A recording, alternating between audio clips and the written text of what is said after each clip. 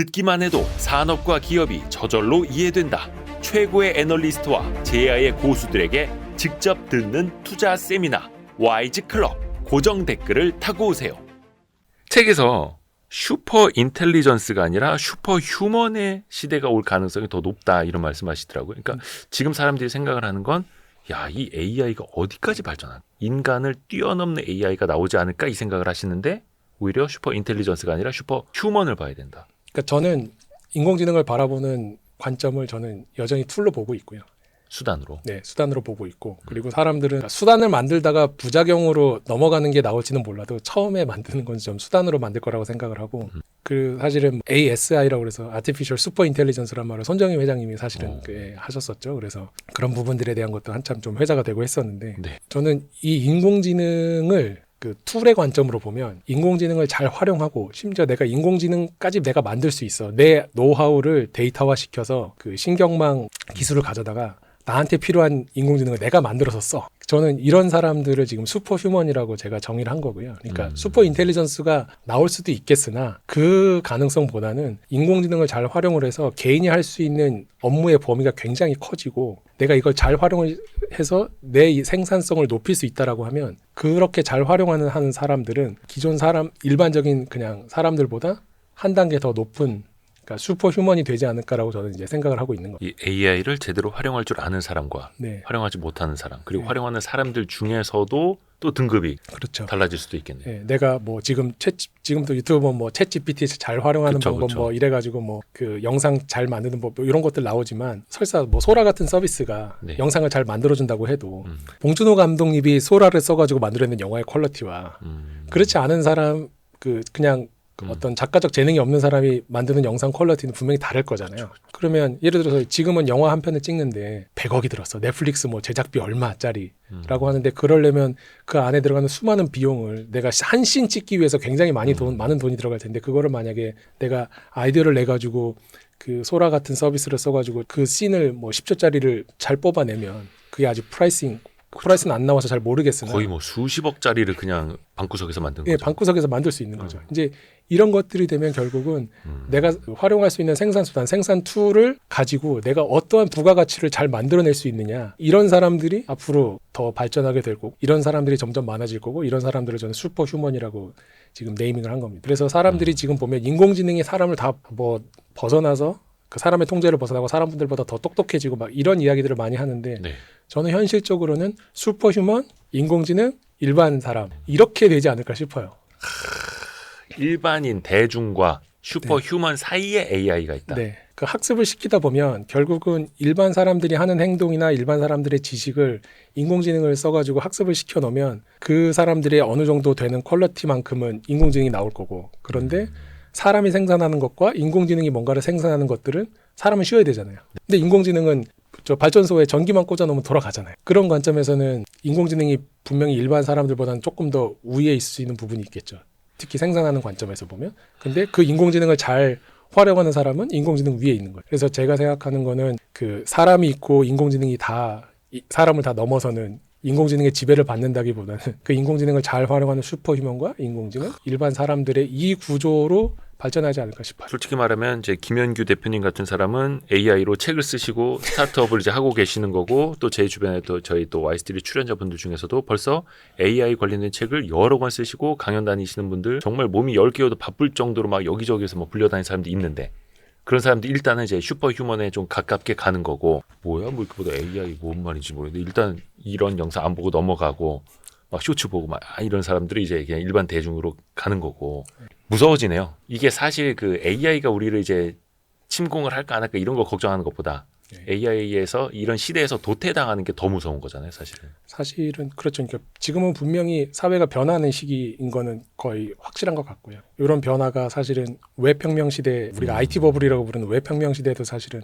한번 왔었고 스마트폰이 들어오면서부터 모바일 혁명 시대도 한번 왔었고 지금은 이제 인공지능 혁명 시대라고 제가 뭐 그전에 이제 PC 혁명도 있었죠. PC 자체가 만들어지는 웹이 들어오면서 사실은 굉장히 우리 생활이 많이 바뀌었잖아요. 우리 지금 구글이나 네이버 없이 못 살잖아요. 그리고 지금 스마트폰 없이 못 살잖아요. 앞으로는 인공지능을 없이 과연 살아갈 수 있는 세상이 될까 10년 후에? 저는 그거 안 될 것 같아요. 그래서 그런 관점에 지금은 그러네요. 큰 변화의 흐름에 있는 상황이고 여기서 눈을 부릅뜨고 기회를 찾아서 음.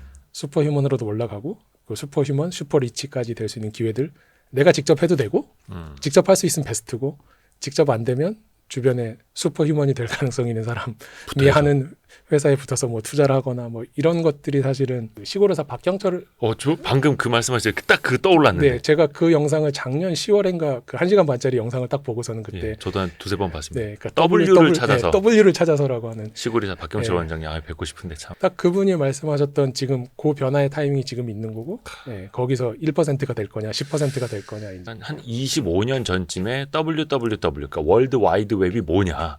이 월드 와이드 웹 시대에는 뭐 인터넷이 연결이 되고 막 방구석에서 지구 반대편과 연결이 될 수 있대. 근데 그게 뭐야? 뭐 이런 거 공부할 때 딱 지금 갑자기 오버랩이 되네요. 저는 지금 그 딱 시기라고 생각이 들어요. 사실 그때 준비했던 기업들이 뭐 구글이 되어 있는 거고 네. 뭐 네이버 네. 다음 이렇게 됐던 거고요. 혹시 그런 걱정들도 주변에서 많이 들어보지 않나요? AI 때문에 이제 직업이 사라질 것이다. 인간이 직장을 잃을 것이다. 일자리를 잃을 것이다. 이거는 현실화될 거라고 보세요? 어떻게 그러니까 생각하세요? 그것도 이제 제가 약간 말꼬리 잡는 걸 수도 있는데 별 저는 말씀을요. 예, 직업이 없어진다고 생각하진 않아요. 일자리는 줄어들겠죠. 그러니까 지금 이 귀납적 AI의 그 특징이 뭐냐 하면 얘가 할루시네이션, 그러니까 완벽하지가 않아요. 그러면 이 귀납적 인공지능이 만들어낸 어떤 내뱉는 결과물을 누군가는 판단을 해야 되는데 저는 그거는 사람이 해야 될 거고 그걸 슈퍼휴먼이 할 거라고 생각을 하는 거예요. 기사나 썸네일 자극적으로 뽑으려면 뭐 의사, 변호사 다 뭐 망합니다. 회계사 없어지고 뭐 예. 이러고 얘기하는데 그쵸. 예를 들어서 자 내가 병원에 치료를 받으러 갔어요. AI가 결과를 내뱉는데 틀릴 수도 있다라고 하는 걸 만약에 인지한다고 생각을 해보죠. 그러면 그 AI를 믿고 치료할 수 있을까요? 결국은 사람한테 갈 거고 이 사람은 뭐냐 하면 책임질 수 있는 사람. 이 인간 사회에서 벌어지다 보면 의사나 변호사는 결국은 저는 아까 말한 슈퍼휴먼이 꼭 인공지능을 잘 활용하는 걸 수도 있지만 잘못했을 때 책임을 지우잖아요. 예. 수술하다 잘못하면 그 의사분을 그쵸. 법정에 가야 되고 음. 귀납적 AI 100% 완벽한 그러니까 연역적 AI의 특징은 무조건 100% 논리적으로 아주 정확한 결과를 내줘요. 그러니까 예를 들어 엑셀을 계산하는데 엑셀에서 그 숫자가 틀린다고 생각해 보세요. 엑셀 쓸 수 있겠습니까? 말도 안 되죠. 진짜. 못 쓰죠. 예. 그러니까 연역적 AI 시대 기존의 컴퓨터는 100% 정확한 결과물을 내줘요. 그리고 그게 논리적으로 봐도 누구나 그 논리적인 과정이 명확하기 때문에 사람들이 그 결과를 그냥 믿고 쓰는 거죠, 이제. 계산기처럼. 그렇죠. 근데 귀납적 AI는 할루시네이션이 있어서 지금도 할루시네이션을 줄이기 위해서 엄청 많은 사람들이 노력을 하고 있는. 저는 할루시네이션을 100% 없앨 수 있다고 보지 않거든요. 왜냐하면 우리 경험적으로 알잖아요. 우리가 경험적으로 아는 것들은 내가 사는 세상, 내 정보의 범위 내에서는 합리적일 수 있으나 다른 나라에 가건 그럼 문화가 달라. 그러면 그 귀납적 AI가 학습을 통해 가지고 배운 AI가 나오는 결과물이 어디서든 유니버설하게 적용될 수 있는 100% 진실은 아닐 거거든요. 그러면 그것에 대해서 판단하는 거는 결국 저는 마지막에 인간이 할 거고 그 인간이 하는데 그 인간은 그 인공지능이 내놓은 결과물을 판단할 수 있는 사람일 거라는. 그래서 사실은 지금 미국에서 이미 아까 그 일자리 말씀을 하셨을 때 일자리가 가장 많이 줄어들고 있는 일자리가 주니어 개발자예요. 그러니까 개발자들이 그 특히나 컴퓨터 프로그래밍은 굉장히 패턴이 되게 잘 나오거든요. 네. 그러면 시니어 개발자가 아키텍처를 짜요. 예. 전반적인 아키텍처를 짜고 여기서는 이런 식으로 코딩을 하는 게 좋아. 그래서 예전에 주니어 개발자들 10명을 데리고서는 시니어 개발자가 전반적으로 아키텍처 짜고 그 프로그램 개발 코드 리뷰하고 막 이런 일을 하면서 일을 진행을 했었는데 네. 지금은 그 주니어 개발자가 하는 일 정도는 인공지능이 다 해줄 수 있단 말이에요. 전에는 시니어 개발자가 주니어 개발자를 데리고서 개발하던 프로젝트를 시니어 개발자 한 명이 인공지능과 주니어 개발자 한 두세 명 가지고 예를 들어서 한다는 거죠. 프로그래머라고 하는 직업이 없어지는 건가요? 일자리 수는 일자리는 줄어들죠. 그리고 그 줄어드는 일자리는 아까 말씀드렸던 슈퍼휴먼의 일자리가 줄어드는 게 아니고 일반적인 그 주니어 개발자들의 일자리가 줄어드는 거죠. 아까 할루시네이션도 잠깐 이야기하셨습니다만 할루시네이션을 교정해주는 AI가 나올 수도 있는 거고 AI가 생성한 거를 또 판독해주는 AI가 나올 수도 있는 거고 뭐 별의별 게 또 나올 수도 있는 거고 어떻게 보면 또 이제 새로운 일자리도 생겨날 수도 있는 거고요. 그렇죠. 이제 그 새로운 일자리는 지금은 상상하지 못하지만 하다 보면 분명히 또 이 메워야 되는 부분들이 생길 거예요. 그리고 지금 물론 로봇 기술이 발달하고는 있지만 그러니까 오히려 몸 쓰는 직업이 더 일자리는 많이 필요할 수도 있어요. 오늘 제가 이제 여기 오기 전에 미용실에 다녀왔는데 네. 미용실에서 머리 깎으시는 분이 보면 이분 일자리는 안 없어지겠다 싶은 거죠. 오. 헤어 디자인이라고 하는 거는 사실은 또 주관적인 부분이 있거든요. 그렇죠. 그러니까 어떻게 헤어 스타일링을 할 거냐 그분의 그 몇십 년 노하우도 담겨 네. 있는 거고 하다 보니까 이런 거는 그 학습을 시킨다고 과연 로봇 헤어 디자이너가 와서 잘할 수 있을까? 굉장히 회의적인 느낌이 들더라고요. 뭐 해병대 머리는 잘 자르겠죠. 네. 그렇죠. 이제 깍두기. 예. 예, 패턴화되어 있는 딱 결과를 내야 될 때는 잘하겠죠. 근데 패턴화되지 않아. 그러면 감성적이고 그런 것들. 그런 부분들은 인공지능이 따라하기 힘들죠. 그러게요. 저도 이제 애 키우는 입장에서 보면 참 이제 우리 애들한테 뭘 가르쳐야 되나 이런 거 되게 또 고민이 되기도 하는데 대표님 혹시 자녀 네, 저도 지금 중학생 자녀가 있는데요. 그러니까 혹시 어떤 직업을 권하실 거예요? 뭘 공부시키실 거예요? 그거는 애 적성을 좀 봐야 될 것 같고요. 인공지능 개발자까지 될 수 있는 수준이 되면 좋겠는데 이게 이 IT 쪽 컴퓨터 전공한 사람들 중에도 보면 네. 적성이 안 맞아서 잘 다른 쪽 전과하는 사람들도 제가 많이 봐서 그래요? 저도 사실은 아이가 제일 걱정인데요. 한 가지는 제가 이제 뭐 자사고 같은 데서 강연하거나 하면 한 가지는 얘기를 해요. 패턴화된 일은 직업으로 선택하지 마라. 패턴화되는 일. 예, 그러니까 패턴화되는 일이 무엇이냐라고 이제 생각을 해보면 그냥 아주 직관적으로 생각했을 때 왜 우리 군대에서 꽃보직이라고 하잖아요. 땡보. 예, 응. 그냥 뭐 그 특별한 나의 어떤 부가가치가 들어가는 일 없이 그냥 뭐 도장만 그죠, 찍어준다거나 그죠. 이런 일들은 네. 이제 쉽게 대체가 가능해지는 거죠. 왜냐하면 일하는 게 되게 패턴화가 돼 있잖아요. 그런 부분들은 아주 쉽게 인공지능으로 대체가 될 수 있는. 그래서 무엇을 해라라고 이야기하기는 어렵지만 이걸 딱 봤을 때 이거는 그냥 패턴화돼 있어가지고 뭐 며칠만 하면 금방 배워가지고 할 수 있는 일자리들은 점점점 줄어들 가능성이 높죠. 근데 그 앞부분에서 의사, 변호사 뭐 이런 직종은 사라지지 않을 거다라고 이제 네. 책임을 지는 그런 자리들 되게 좀 강조를 해주셨는데 책임도 있고요. 예. 그런 부분이 있는 것 같아요. 그러니까 지금 뭐 의사도 없어질 거다, 회계사도 없어질 거다 막 사람들이 이야기를 네, 하는데요. 저는 그거는 그러니까 되게 약간 순진한 엔지니어들이 인공지능이 발달하면 이런 것도 가능할 것 같아요, 저런 것도 가능할 것 같아요라고 이제 이야기들을 하는 거에 저는 조금 더 가깝다고 보고요. 기술이 시장에 또는 사회에 적용돼서 확산이 되어 나가려면 기존에 있는 이 시스템에 대한 저항력도 마찰력 같은 것들도 고려를 해야 되는데 네. 그러니까 예를 들어 단적인 예로 지금 의대 정원 늘리는 거 가지고 지금 이렇게 됐잖아요. 그죠. 근데 의사 AI를 만든다고 생각을 해보세요. 지금 의대 정원 2,000명 늘리는 걸로 지금 거의 그렇죠. 이 사달이 나오고 있는데 의학계가 음. 이렇게 되고 있잖아요. 의사 AI를 만들었어요. 이게 사회에 적용되거나 확산될 때 그렇게 막 쉽게 없어질까요? 그러니까 이게 기술을 개발하는 입장에서는 이렇게 하면 판독률도 올라가고 이거는 할 수 있는데요. 네. 사회에서 수용되는 것까지 생각을 해보면 그냥 저는 이 의대 정원 사태를 보면서 의사 AI가 만들어진다고 해도 이게 시장에 적용되고 그러니까 포지셔닝을 잘해야 되겠죠. 의사들이 잘 활용할 수 있는 툴로 AI가 포지셔닝이 되면 모르겠으나 의사를 대체하겠다고 덤벼들면 그리고 대체한다라고 했을 때 아까 책임 문제도 존재하는 거고. 그래서 뭐 엑스레이라든지 MRI 같은 걸 판독하는 AI 서비스는 이미 또 그렇죠. 쓰이고 있고 그걸 또 잘 활용하는 의사 선생님들이 슈퍼휴먼이 되는 걸 테고요. 그렇죠. 예. 근데 그 직업이 사라지는 건 아닐 테고. 그러니까 뭐 판사도 마찬가지고 뭐 변호사도 마찬가지고 뭐 판례 검색하거나 그 판례를 검색을 해서 어떤 뭐 의뢰인의 입장에서 뭐 소장을 잘 써준다라든지 이런 것도 도움을 받을 수는 있겠지만 네. 결국은 변호사가 해야 되고 네. 판사가 결정을 해야 되고. 그리고 이제 뭐 회계사들이 그냥 뭐 엑셀만 돌려가지고 하는 것 같지만 그건 아니죠. 예. 실제로 마지막에 의사결정을 할 때는 여기서 할인율을 얼마로 할 거냐. 또 변호사나 판사 같은 경우는 법률도 사실은 법률끼리도 되게 충돌이 많이 나거나 예. 헌법이랑 안 맞아갖고 헌법 소원들을 가고 하잖아요. 근데 그런 것들에 대한 어떤 판례를 내리고 하는 것들 내가 이 헌법이나 이런 데서 나오는 지키려고 하는 가치가 뭐지? 그리고 이것들의 이런 판결을 내렸을 때 사회적으로 어떠한 영향이 뭐 부정적인 영향이 있을까, 긍정적인 영향이 있을까 이런 것까지 고려해서 사실은 판단을 하신단 말이에요. 제가 알기로는. 그런 부분들은 그냥 인공지능이 내가 문서 뭐 수백만 개 읽어가지고 할 수 있는, 그러니까 아주 기초적인, 그러니까 뼈대 정도는 인공지능이 제공해 줄 수 있을지 모르나 그 안에 살을 붙이고 이 만들어 나가는 것들은 결국 저는 인간의 영역으로 남을 거라고 봐요.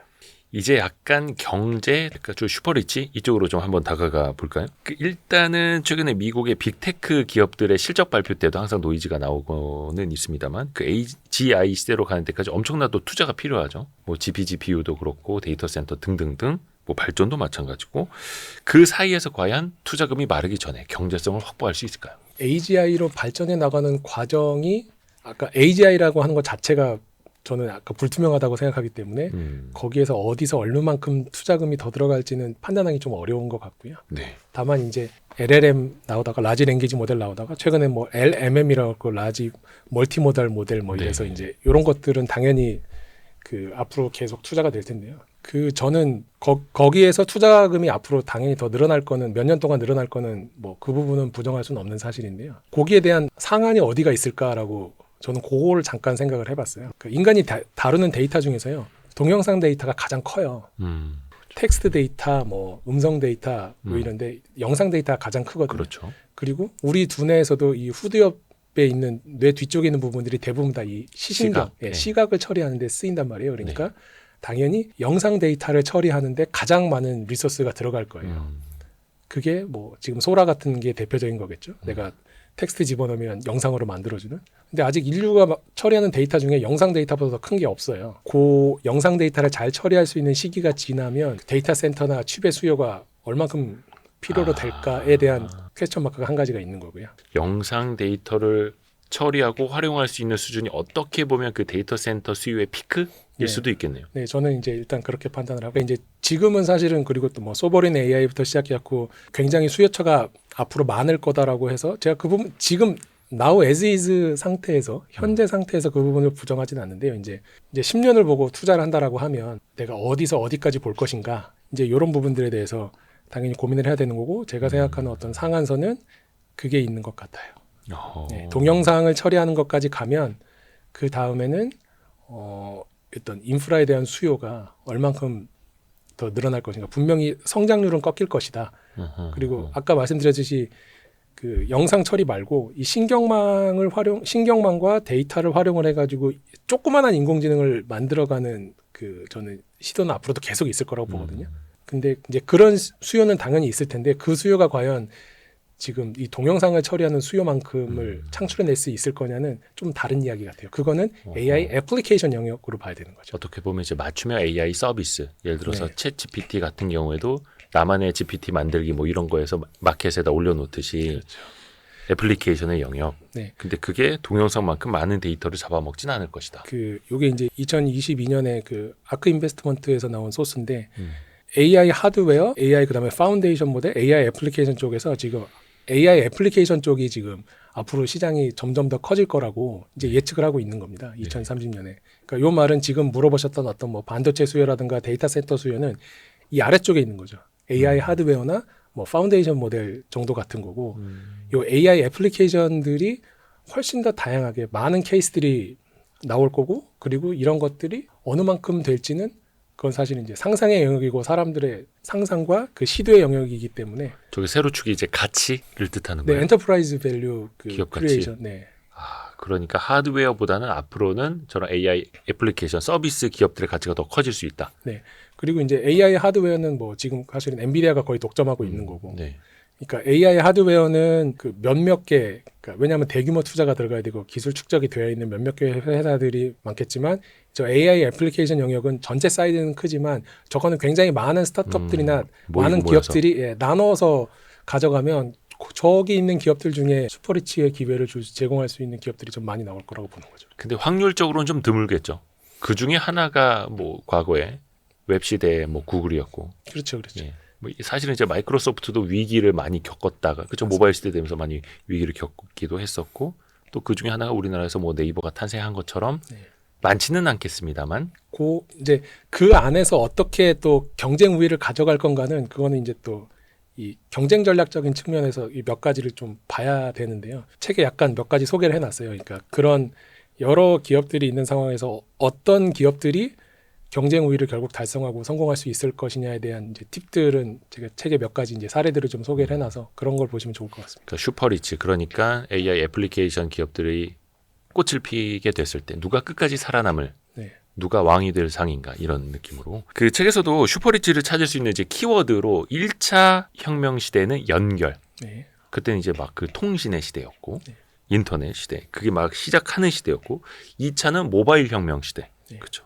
그때는 이제 뭐 스마트폰 등장하면서 그걸 이제 개인화, 네. 어떻게 잘 개인형으로 이제 맞춤형 서비스를 하느냐로 키워드를 꼽아주셨어요. 연결, 개인화 이후에 AI 시대의 키워드는 뭐라고 할 수 있을까요? 그러면 투자의 관점에서 내가 그러니까 어떤 걸 볼 거냐라고 봤을 땐 저는 메타데이터의 처리 역량이라고 봤어요. 1차 웹혁명 시대는 연결이라고 하는 게 사실은 그때는 컴퓨터와 컴퓨터를 연결해서 FTP라고 혹시 아시는지 몰라요. 파일 트랜스퍼 프로토콜이라고 해서 네. 저 친구 PC에 있는 파일을 내가 가져오는 이런 기능.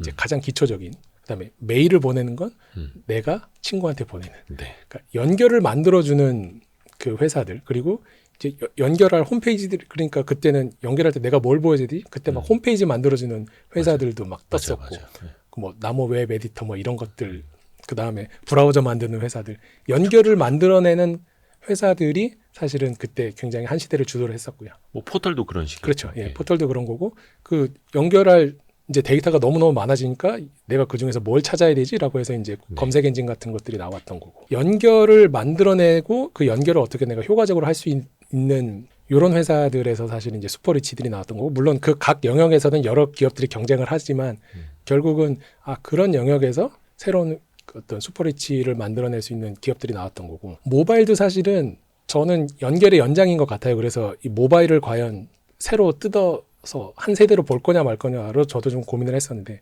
어떤 분들은 그냥 웹혁명 다음으로 지금 AI 혁명을 보시는 분들도 있더라고요.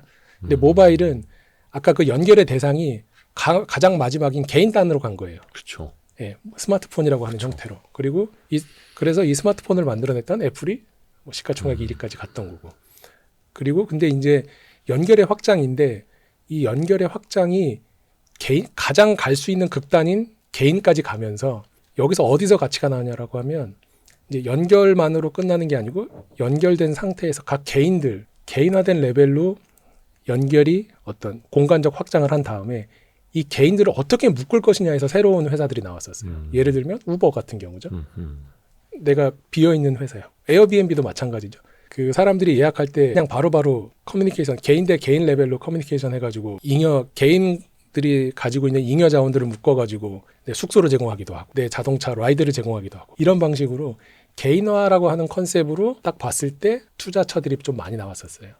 그게 제가 보는 이제 큰 관점이고요. 세 번째는 아까 이제 말씀드렸는데 이제 구글에 다니고 있었던 제 후배가랑 이제 얼마 전에 이야기를 하다가 그 친구가 이런 얘기를 하더라고요. 모바일 시대까지는 어디서 기회가 나오겠다라고 하는 게 좀 잘 보였는데 AI는 그게 좀 잘 안 보이는 것 같아요라고 이야기를 한 적이 있었거든요. 그래서 제가 이제 뽑은 키워드가 메타데이터예요. 눈에 보이는 리얼 데이터를 가지고 연결해서 하는 거는 이미 거의 다 나왔어. 그렇죠. 눈에 보이고. 네, 눈에 보이고. 근데 아까 AI가 다루는 게 제가 처음에 메타데이터를 다루는 거라고 했잖아요. 그러니까 기존에 그냥 리얼 데이터만을 가지고 이렇게 뭔가 만들어내려고 하면 잘 안 보이는데 이걸 만약에 메타데이터를 만약에 잘 다룰 수 있는 회사다라고 하면 여기서 리얼 데이터를 가지고 가면 바로 갈 거를 메타데이터를 한 쿠션 먹고 가니까 좀 찾아내기가 쉽지 않은 거죠. 그래서 그런 데이터가 풍부하게 있는 회사가 또 유리할 테고. 그렇죠. 그래서 앞으로는 저는 지금 사람들이 대부분 다 AI 반도체 이야기를 하지만 저는 반도체보다 앞으로는 데이터가 훨씬 더 중요해지는 시기가 이제 몇 년이 지나면 데이터가 중요해지는 시대가 올 거고 이 데이터들도 인공지능 할 때 데이터가 중요하다라고 하는 건 이제 대부분 아마 와이스트리트 독자들은 대부분 다 아실 텐데 어떤 데이터가 중요한데? 라고 질문을 하면 제가 아직 대답하는 사람을 못 봤거든요. 어떤 데이터가 중요하냐라고 제가 생각하는 기준은 함목적적인 정제된 데이터예요. 정제된 데이터, 함목적적? 예, 그러니까 어떤 목적을 그냥, 담고 있는? 인공지능을 학습시킨다고 할 때 가비지가 들어가면 가비지가 나와요. 근데 그러니까 쉽게 얘기하면 우리가 그냥 교과서가 필요한 거예요. 교과서. 네네네. 정제된 딱 학습시키기 좋은 그런